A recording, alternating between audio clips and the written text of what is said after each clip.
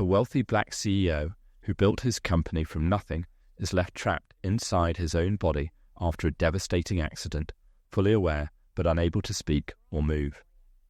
As doctors lose hope, his board begins planning his removal, while greedy relatives circle his fortune like vultures. In the quiet of his hospital room, the one person who speaks to him like he still matters is a night janitor, a widowed single dad raising a gentle, observant daughter. Their kindness reaches him where medicine cannot, and one simple sentence becomes the thread that pulls him back toward life. But while he fights to return, a nurse discovers a secret plan that could erase him before he wakes. What follows is a slow, emotional reckoning about dignity, loyalty, and what it means to truly be seen. At Silent Proof Stories, every silence hides pain, every truth cuts deep, and every story leaves a scar. Subscribe now. By the time the hallway went quiet, the room had already been judged. The doctors had stood near the foot of the bed, speaking in low, tired voices, using gentle words that still carried the same meaning. No meaningful response. Very little hope.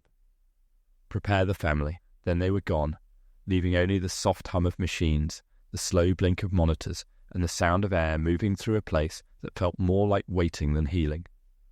But inside the still body on the bed, Malcolm Reed was awake. He heard every word they said.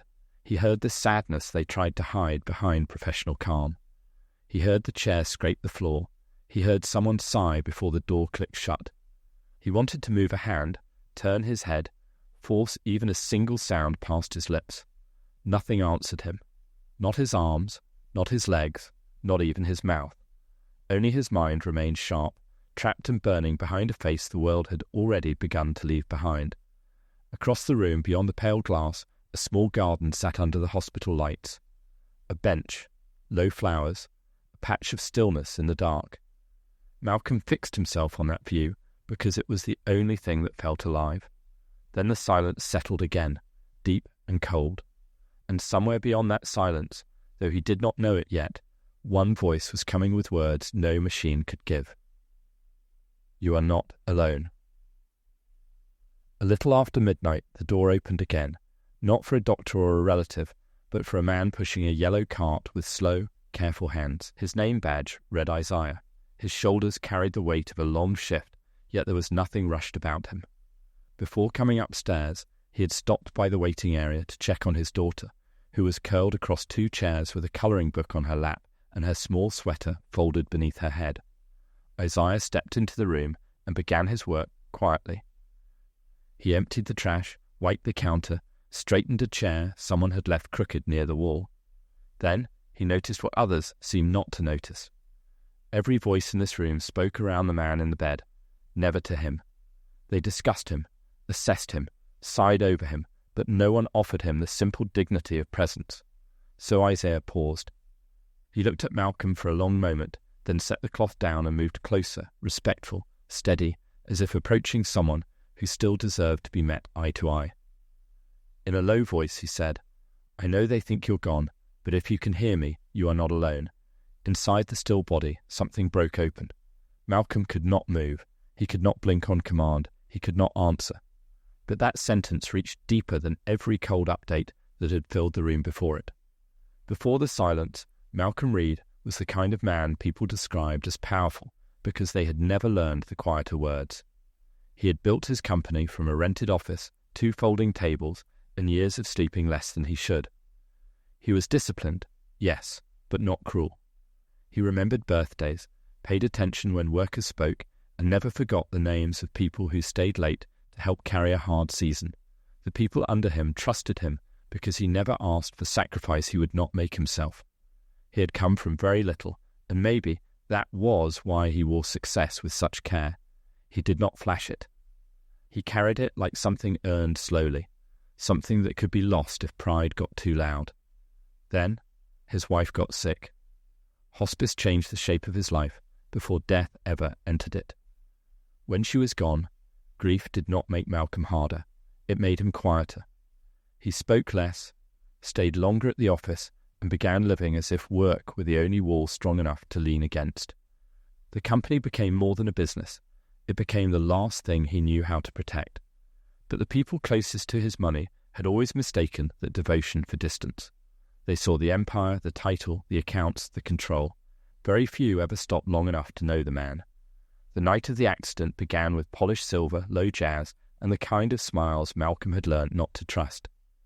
The board dinner was held in a private room above the city, where every glass stayed full and every sentence sounded respectful until you listened twice.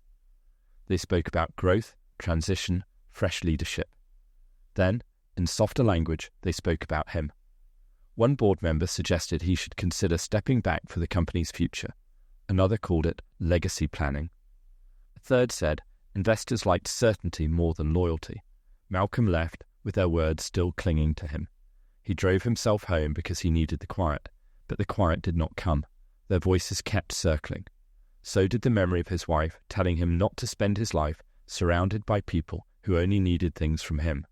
By the time the road blurred under yellow lights, exhaustion had settled deep in his bones. Then came the sudden scream of brakes, a burst of white light, and the terrible weightless feeling of everything falling out of order.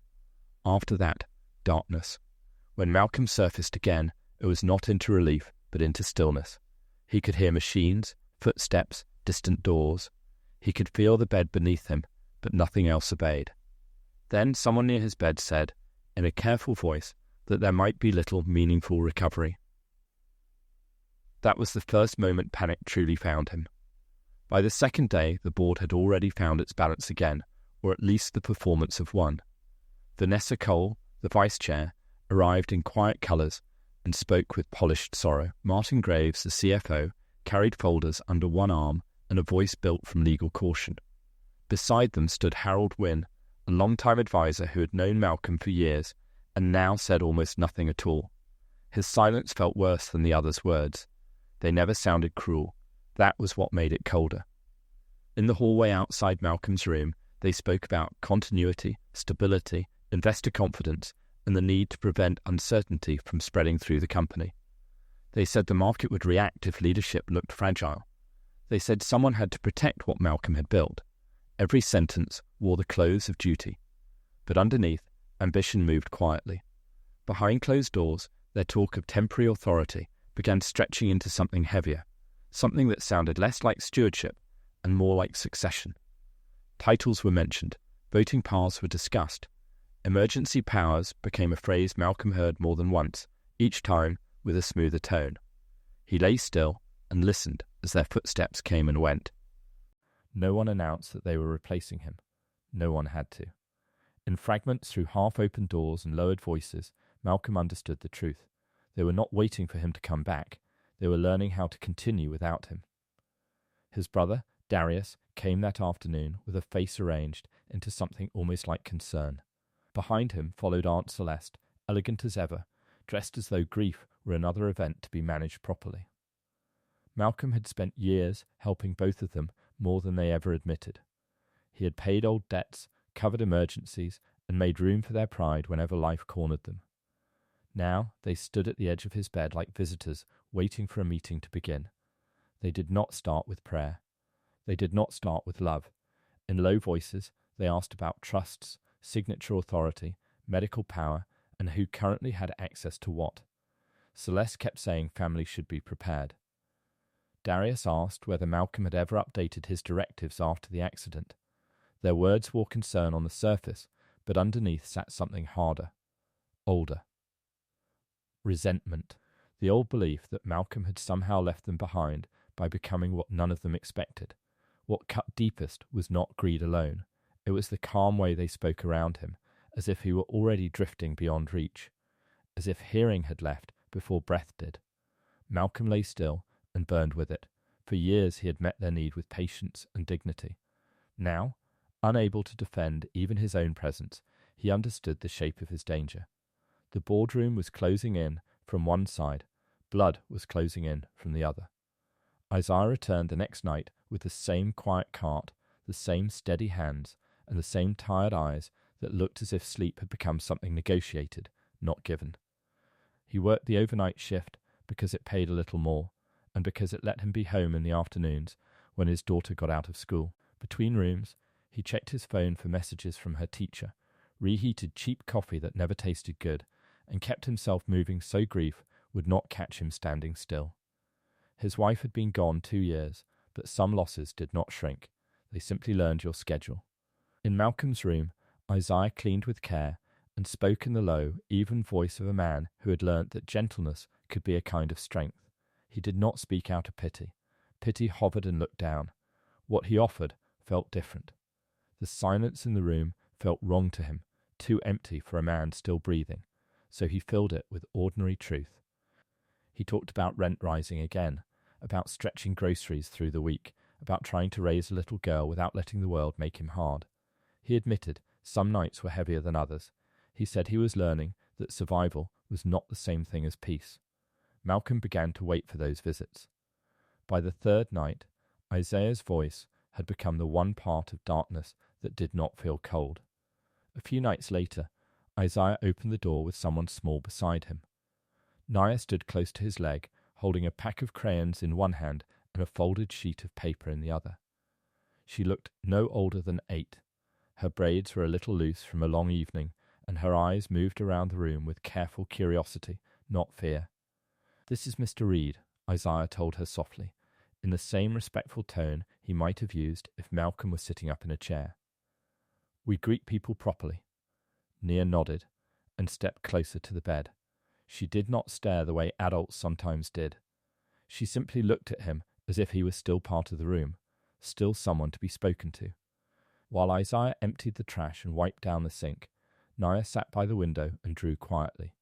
When she finished, she carried the picture over and placed it on the table, where Malcolm could just see it. There was a bright yellow sun, a garden bench, and a tall figure standing beside flowers. Then she leaned in and said, almost like a secret, "My daddy says people can hear love even when they can't answer." Something inside Malcolm softened. For the first time since waking into silence, he felt something gentler than fear, something warmer than anger. It was not joy yet, but it was close enough to hope. Isaiah's shoes were worn at the edges. His coffee came from a paper cup he refilled too many times. His phone screen was cracked across one corner, and his lunch usually came in the same small container packed from whatever was left at home. There was no performance in his life, no polished language, no expensive armor. He had very little that the world called power, but every night he arrived with honesty, patience, and a kind of steady devotion that made the room feel less lonely. Malcolm had spent years surrounded by people who knew how to speak with confidence, dress with precision, and attach themselves to success without ever offering anything real. Board members praised vision, family praised sacrifice, investors praised leadership. Yet lying still in that hospital bed, he had to face a hard truth. So many of those polished voices had never given him the simple human respect this tired janitor offered without effort. Isaiah asked for nothing. He did not flatter. He did not circle close to status. He simply showed up, did his work, cared for his daughter, and spoke to Malcolm as if the man inside the silence still mattered. That changed something. For the first time, Malcolm wanted more than escape. He wanted to return differently, not just alive, awake in a new way. Isaiah dimmed the light, paused by the door, and said softly, "You are not alone." By the end of the week, the language around Malcolm had become cleaner, smoother, and far more dangerous. No one said takeover. No one said replacement. Instead, they used phrases that sounded responsible: emergency governance, interim continuity, access approvals, competence review. Everything came wrapped in the careful tone of people who wanted power without ever sounding hungry for it. Vanessa Cole led most of those conversations. She moved through the hospital with measured calm, thanking staff, lowering her voice at the right moments, speaking of Malcolm with polished concern. To anyone watching from a distance, she looked like a loyal vice chair carrying an impossible burden. But behind that grief-shaped composure, she was already gathering the company into her hands. A hospital administrator began appearing more often near Malcolm's room. Papers were carried in, then back out again. Questions were asked about authorizations, evaluation timelines, and who could be granted access to medical updates. The pressure was subtle, but constant. Move quickly. Clarify status. Protect stability. From the bed, Malcolm listened to footsteps overlap in the hallway and voices blur through half-closed doors. Piece by piece, the shape of it came clear. This was not temporary care while he healed. It was a slow, careful transfer of influence built to look reasonable from every angle. He wanted to fight it with one sentence, one look, one movement of his hand, but his body gave them silence, and they used it like permission. Once lawyers began appearing more often, Darius started visiting like a man who suddenly remembered he had a brother. He came in pressed shirts and careful expressions, staying just long enough to ask questions that had little to do with healing. Aunt Celeste was worse. She settled into the visitor's chair as if the room belonged to the family already, smoothing her sleeves and speaking in that measured tone she used whenever she wanted greed to sound respectable. Family should control family matters, she said more than once. What she meant was simpler than that. Money should stay close. Property should be discussed now. Assets should be moved before outsiders gained too much influence. Darius nodded along, asking about the house, the company shares, the trust structure, the authority over private accounts. They spoke like people preparing for weather, practical and calm, but old envy kept slipping through their words. Malcolm heard it clearly. They had always lived near the edge of his success, grateful when it benefited them, resentful when it reminded them what discipline had built. To them, his restraint had looked like distance. His standards had looked like judgment. And now, with his body lying still, their buried bitterness had found an opening. In that quiet room, Malcolm understood something painful at last. Wealth had drawn many people near him. Love had not. By then, one senior doctor had begun speaking about Malcolm as if the man himself were no longer in the room. He used clean, procedural language. Neurological status, long-term prognosis, transfer suitability, response profile. Every phrase was accurate in the narrow way that facts can be accurate while missing the human truth entirely. It was not cruelty. That was what made it painful. The doctor was not harsh or mocking. He was tired. He had seen too many cases stall, too many families cling to impossible hopes, too many bodies remain, while the life everyone recognized seemed to slip beyond reach. So he did what weary people sometimes do. He turned a person into a process, because process hurts less to manage. Isaiah overheard enough in the hallway to understand what had happened. The room was no longer being treated like a place where a man might fight his way back. It was being managed like an ending. He never argued with the doctor. He had no title to shield him, no authority that would make anyone pause. His objection was smaller than that, but steadier. He kept coming in each night, cleaning, speaking to Malcolm by name, refusing to let silence become agreement, day after day. And the room divided itself between those preparing for decline and those still honouring presence. In the long, airless hours after midnight, Malcolm's mind often drifted back to the hospice, where his wife had spent her final months. That place had been quiet in a different way. Not cold, not empty. Quiet like a hand resting over yours. She had carried her pain with a grace that still humbled him, speaking softly to nurses, thanking people who could offer only small comfort, and watching him with more concern than she ever gave herself. What troubled her most was never death itself. It was what sorrow might turn him into after she was gone. One afternoon, sitting beside her in the courtyard, she told him something he had never forgotten, even when he tried to bury it beneath work. Being powerful means very little, she said, if you stop letting people reach your heart. At the time, Malcolm had nodded like a man who understood, but after she died, he had hidden inside schedules, meetings, in controlled silence. He had let ambition become a wall that grief could live behind. Now, trapped in this hospital bed, her voice returned to him not as pain alone, but as instruction, and each time he stared through the window at the small garden outside his room, he thought of that hospice courtyard. The bench. The flowers. The last season of light they had shared together. A week before she died, when her voice had grown thinner but her eyes were still steady, Malcolm's wife asked him for one promise. She did not ask for more treatment. She did not ask him to stay strong. She simply took his hand and said, "Do not spend the rest of your life surrounded only by people who need something from you." At the time, He told her he understood, but after the funeral, understanding became avoidance. He buried himself in work, let the company swallow his days, and kept his relationships polished, useful, and controlled.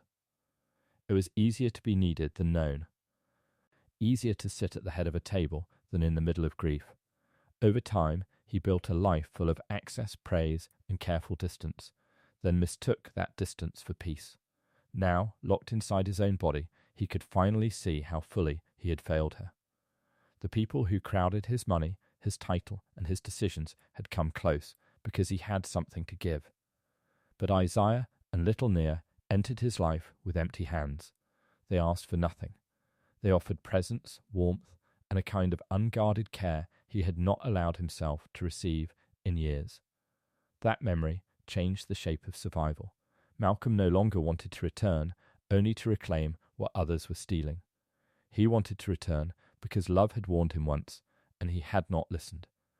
He could still remember the feel of that bench beneath them, cool even in the afternoon sun. The hospice garden had not been large, but his wife loved it, because nothing there tried too hard. A few flowers, trimmed hedges, soft light, and a place to sit without being asked to explain your pain. On one of their last afternoons together, she rested against him, squeezed his hand, and said, "Even silence is still company when love stays." At the time, Malcolm had held those words like comfort. Now they returned as something deeper. Lying in his hospital bed, unable to speak, unable to move, he began to understand that silence itself was not the cruelty. The cruelty was being surrounded by people who no longer treated silence as human. That was why Isaiah's voice mattered. That was why Nia's small drawing unsettled him in the gentlest way. The bench she had sketched beside the bright sun and standing figure looked so much like the one from hospice that it felt less like a child's picture and more like a message carried through time.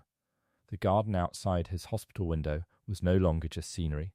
It had become a bridge between what he had lost and what might still be waiting. Grief, hope, and innocence had all gathered in the same image, and somewhere inside that still body, Malcolm made a private promise. If he returned to the world, he would not return to the same life. The transfer plan arrived dressed as mercy. Vanessa told the doctors and administrators that Malcolm would receive better long-term management at a private facility outside the city, one designed for patients with limited recovery prospects. Martin spoke about cost efficiency, specialized oversight, and reducing unnecessary attention around a high-profile case. The language was careful, almost kind. Anyone hearing only the official version might have believed it was a practical next step.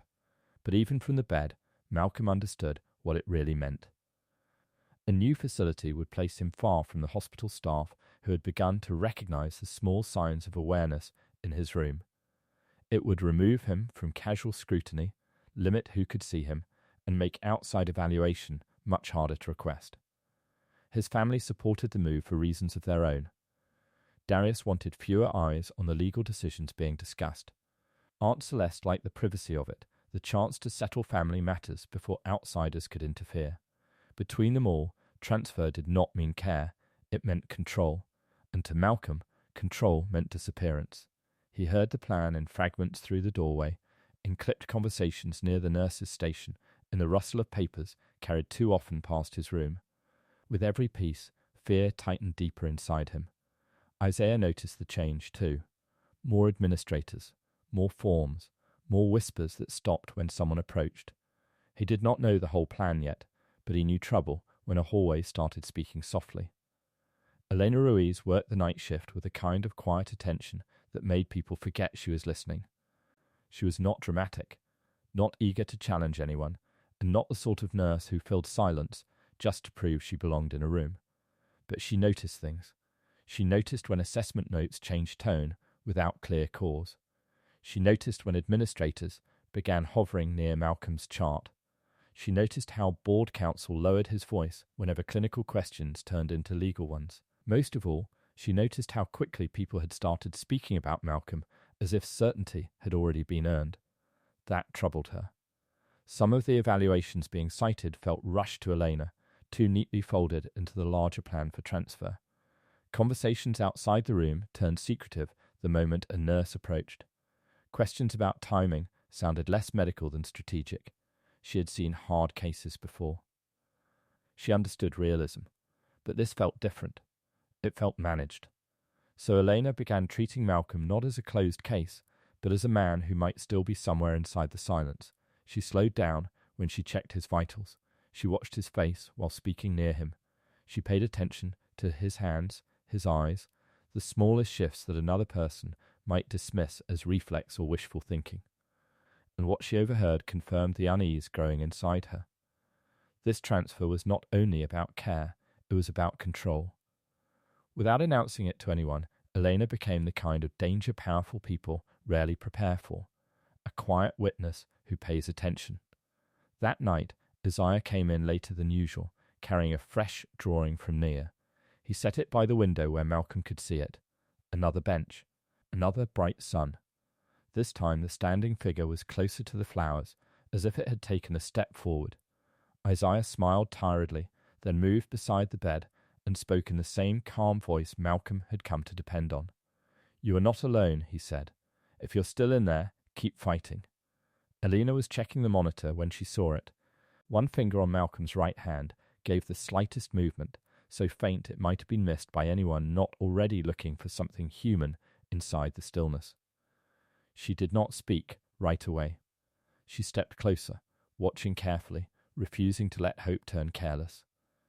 Isaiah followed her eyes and froze, the cloth still in his hand. For a moment, neither of them trusted what they had seen. Then Elena leaned near the bed and said, "Very gently, Mr. Reed. If you hear me, try again." The room held its breath. A second later, the same finger twitched once more.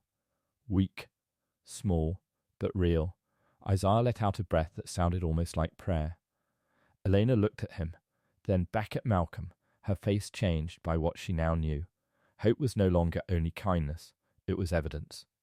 Elena documented the movement before dawn, careful with every word. She noted the time, the prompt, the finger involved, and the second response that followed. Then she did something even more important. She kept the record quiet. If the wrong administrator, lawyer, or board member heard too soon, the transfer could be pushed through before anyone honest had a chance to look again.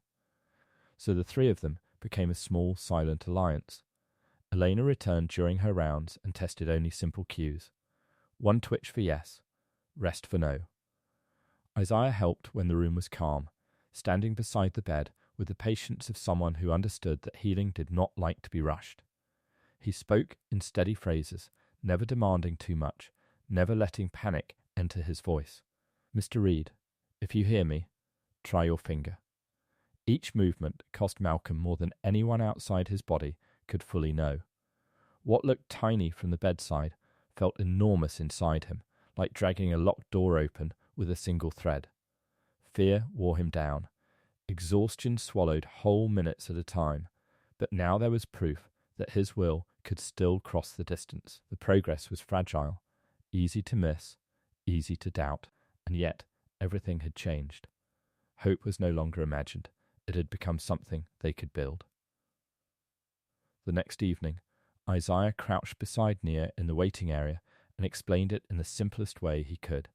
He told her the man in the hospital bed might be trying very hard to answer now, just in a small way that was easy to miss. Nia listened, nodded once, and accepted it without surprise, as if this was only another form of patience.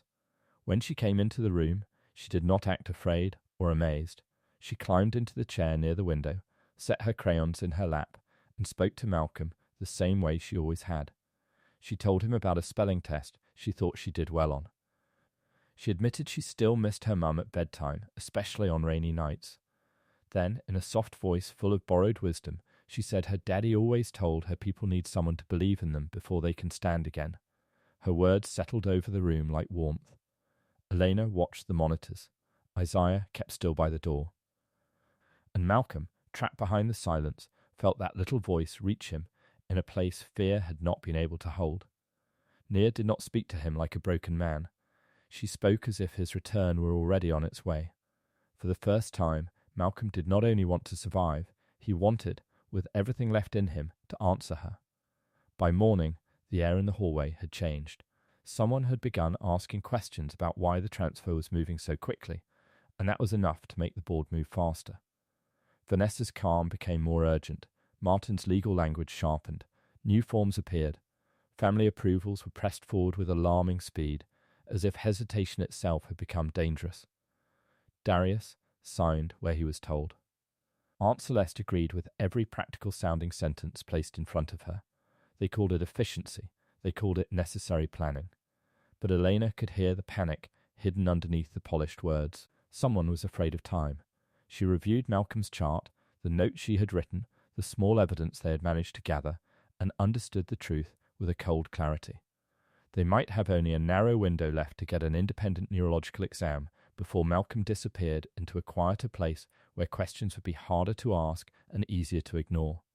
Elena had access. Isaiah had none. At least, none that the system respected. To the hospital, he was a janitor with a late shift and a cart full of supplies. To the people arranging Malcolm's future, he was someone easy to overlook. But Isaiah had seen too much now. He had heard the human truth inside that room long before anyone with a title bothered to listen. Standing in the hallway, with his hands still damp from work, he made a decision.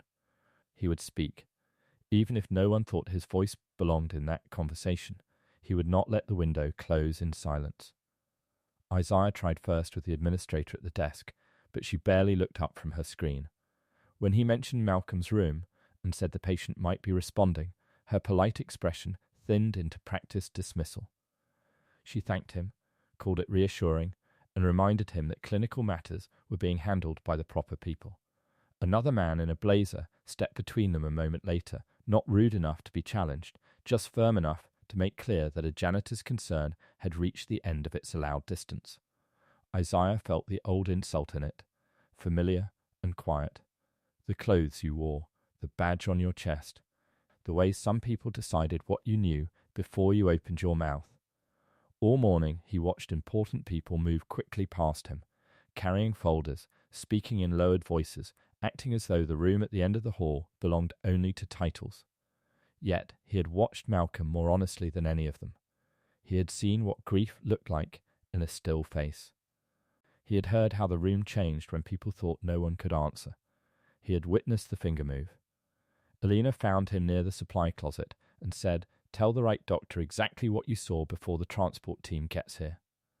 Isaiah nodded once.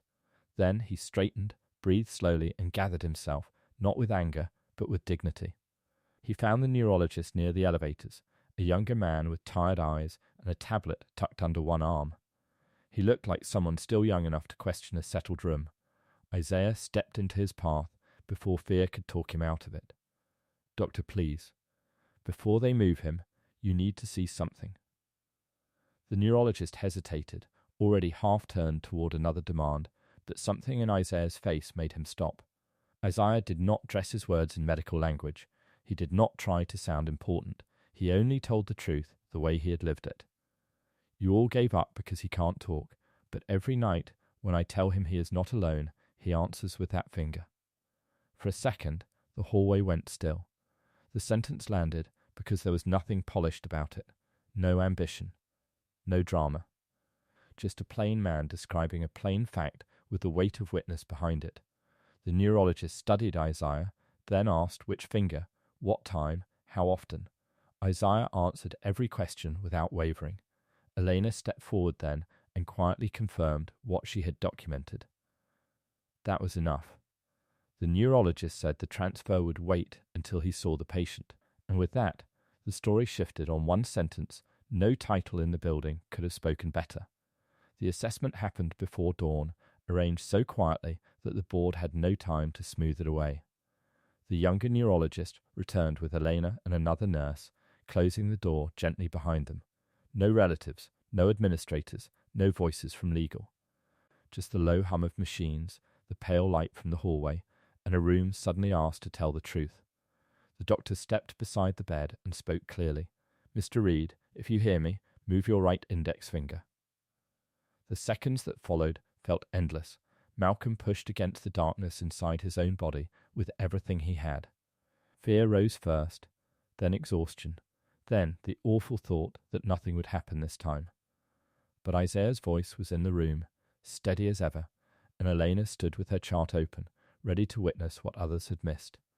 Then the finger moved. Small. Slow. Unmistakable. The doctor repeated the command. Again, after a strained silence, Malcolm answered. Elena's records matched the responses, showing the earlier pattern, the timing, the consistency. What had been treated as wishful thinking hardened into clinical fact. The transfer was stopped before sunrise, and in that instant the room changed. It was no longer a place where powerful people managed an ending. It had become a room with a living witness inside it, one who had heard far more than anyone ever meant him to. Recovery did not come like a door swinging open. It came like morning light through heavy curtains, slow and fragile. Malcolm still could not do much at first. His body answered in pieces. His speech was delayed, uneven, trapped behind weakness and exhaustion. But with careful therapy, patient repetition, and a communication device that helped translate small responses into words, the silence began to loosen. His first attempts were simple. Yes. No. Water. Stop. Again. Each one cost him. Each one left him drained, as if language itself had become something heavy he had to lift by hand. But those few words changed the atmosphere around his bed more than any machine ever had. The room could no longer pretend he was absent. When Isaiah came in that evening, Malcolm turned his eyes toward him with unmistakable recognition. The same for Elena, and when Nia stepped closer, holding one of her folded drawings against her chest, something in Malcolm's face softened so deeply that even the nurses looked away for a moment, giving the feeling privacy. The staff who once adjusted his blanket, checked his chart, and spoke over him, now moved with a different awareness. Every word in the room carried weight. Every hallway conversation suddenly belonged to a man who might remember it. And Malcolm did remember. That was what changed the air most of all. He was still weak, still recovering, still learning how to force thought through a damaged body, but the truth had survived with him. The meeting was arranged with care. A hospital attorney stood near the wall. Elena was present. The younger neurologist remained by the monitors. Vanessa and Martin arrived in controlled silence, dressed in the same polished calm they had worn through every hallway conversation. Darius came with a restless face. Aunt Celeste sat stiffly, as if dignity alone might protect her from what was coming. Isaiah stood near the back, hands folded, saying nothing at all. Malcolm sat propped upright, weaker than any of them had ever seen him, but no longer lost inside himself. When the room settled, the attorney asked if he wished to make a statement. It took effort just to breathe through the answer. His mouth struggled with each shape. The pause before every word felt long enough to break him. But Malcolm kept going, his eyes fixed not on the floor, not on the ceiling, but on the people who had spoken freely in front of his silence. "I heard you," he said. The room stilled. He drew another breath, slower this time, and finished the sentence that stripped every mask away.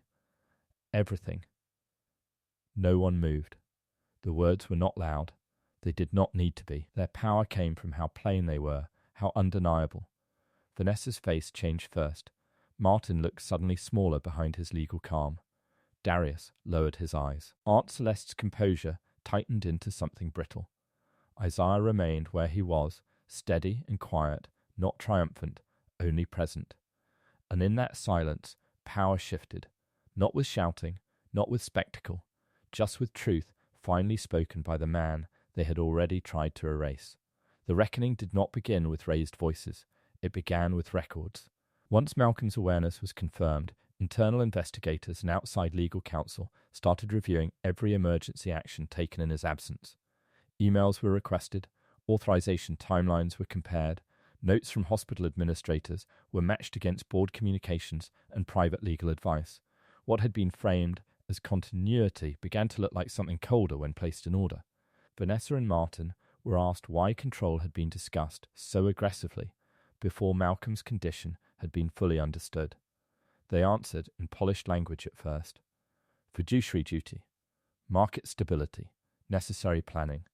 But under careful questioning, their certainty began to thin.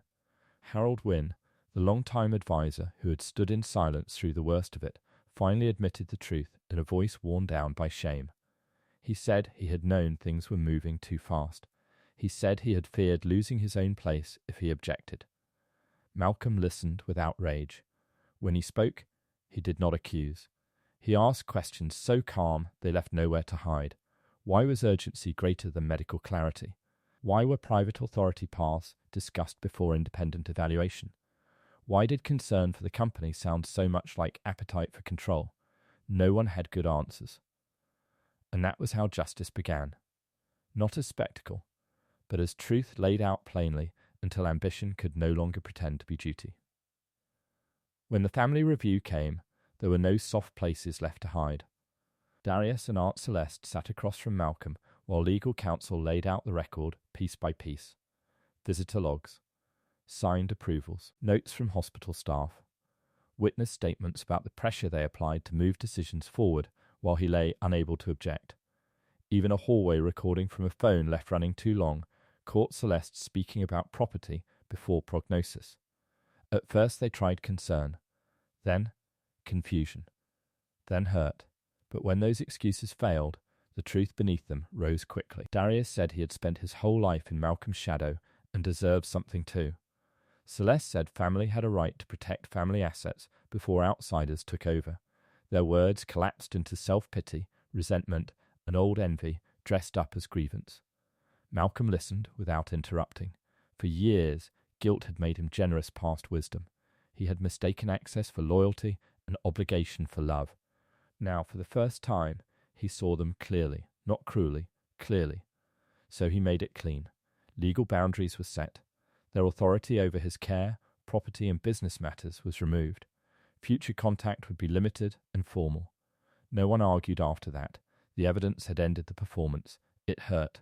But pain with clarity was lighter than love mixed with deceit. When Malcolm finally addressed the board again, they expected one of two things.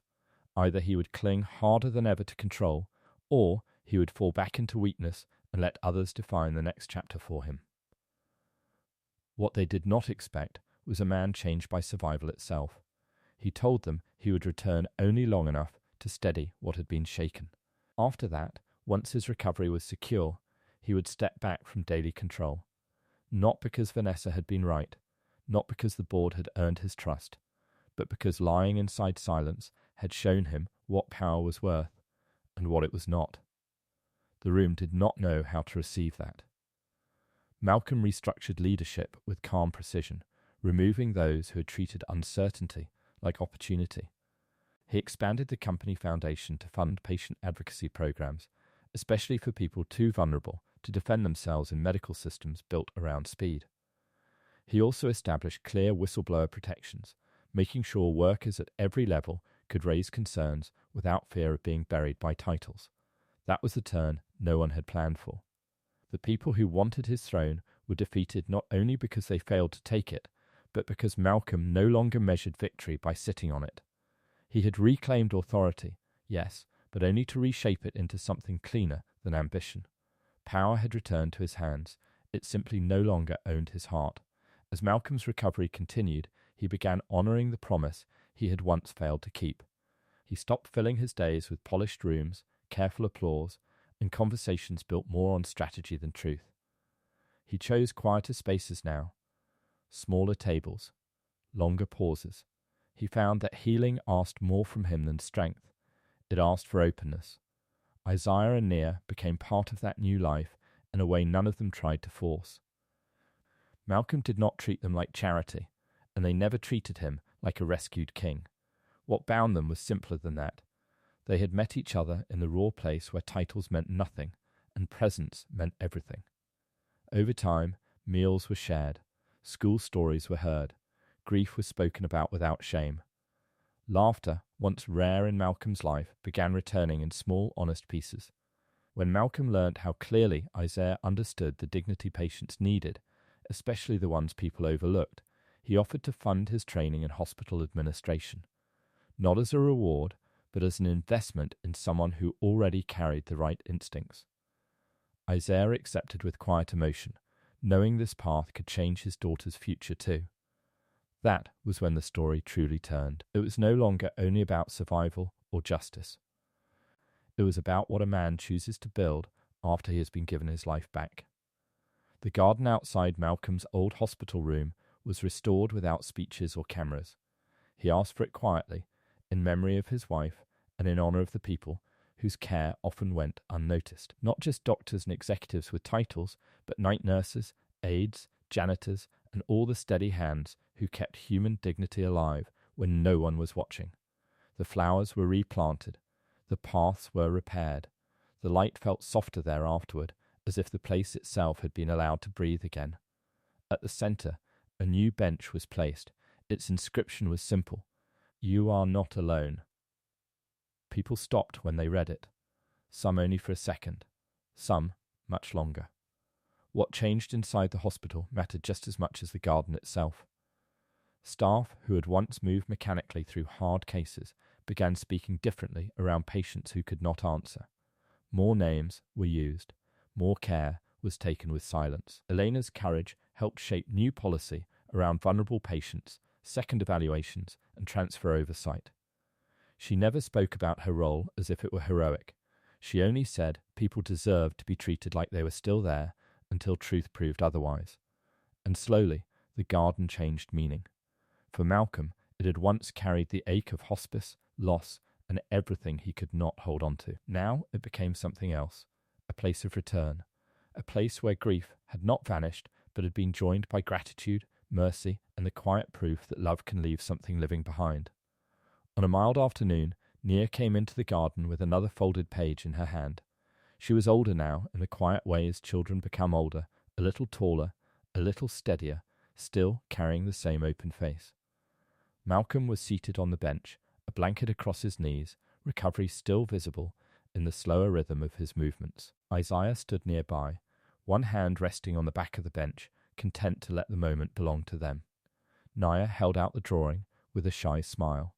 It was the same garden bench she had drawn before, the same soft sun and flowers, but this time the standing figure was not alone. A child stood beside him, one small hand lifted as if pointing toward the light. Malcolm studied the picture for a long time. His eyes moved slowly over every crayon line, as though the page contained something larger than paper could hold. Then he looked up at Nia and said, in a voice still gentle from healing, "That may be the most honest portrait anyone ever made of me." She smiled, pleased without fully knowing how much the words meant. Isaiah understood. What brought Malcolm back had not been medicine alone, though medicine mattered. It had also been the simple mercy of being spoken to like he still belonged to the world. And there in the garden, with a child's drawing between them, that truth settled into warmth. In the garden, beneath a morning sky washed pale with light, Malcolm and Isaiah finally spoke about the nights that had carried them both. Nia was a little distance away at a small table with her crayons, and the bench held the quiet weight of everything that had changed. Isaiah looked down at his hands before he spoke. He admitted he had never imagined one sentence from a janitor could matter in a world that bowed so easily to titles, degrees, and corner offices. He said he had only known the silence in that room felt wrong, and he could not bear to treat a living man like furniture waiting to be removed. Malcolm listened, then turned toward him with the deep steadiness recovery had given back in pieces. He said that sentence had reached the exact place where fear had locked him away. When everything else sounded distant, managed, and cold, those words told him he had not disappeared. Then Malcolm thanked him, not for saving a rich man, not for preserving a CEO, but for refusing to let a human being vanish while the world stood over him there, making plans. Nothing about it felt like a miracle now. It felt holier in a simpler way. One man had witnessed another, and that witness had become a bridge back to life. Nearby, Nia sat at the little garden table with her crayons spread in a careful row, humming to herself as the morning settled over the flowers. The light was soft, the kind that made everything look gentler than it had the night before. A breeze moved through the leaves above the bench, and for the first time in a long while, the world did not feel like a place built for waiting. Nia looked up from her page and asked, "Are you better now?" Malcolm smiled, the answer taking no effort this time. "Yes," he said. Then he looked toward Isaiah, toward the bench, toward the garden that had once held only grief, and added. Malcolm sat quietly in the garden and watched Nia draw with the deep attention people usually save for prayer. She bent over the page, tongue pressed lightly to one corner of her mouth, choosing each colour with care. Beside her stood Isaiah, one hand in his pocket, steady as ever, never needing to fill the silence to make it warm. The morning light rested on all three of them, like something earned. Malcolm thought about how many people money had pulled into his orbit. Investors, relatives, board members, polished voices, eager smiles. So many had come close when he could open doors, sign checks, grant access, protect futures. But when his body fell still and he could give nothing back, almost all of that nearness vanished. What remained was smaller, quieter, and far more true. Love remained. Dignity remained. Truth remained. Only then did he understand what power really was. It was not being feared, not being obeyed, not being admired from a careful distance. The deepest kind of power was being truly seen, fully heard, and still held with care when the world had no use for you. He looked down at Nia's drawing of the bench and the bright garden sun. In this life, some people speak to your title, but the ones who speak to your soul are the ones who prove you are always worth hearing. The man they counted out was never truly gone. While power, family, and money all failed him, simple human kindness kept calling him back. A tired father, a brave nurse, and a child with crayons became the voices that reached where the world could not. When he returned, he did not just expose betrayal, he changed the meaning of his own life. The company survived, but more importantly, so did his heart. In the garden where grief once lived, a new kind of future quietly began. And in the end, the people who mattered most were the ones who saw a man even when he could not speak. Because being seen is powerful, but being heard in silence can save a life.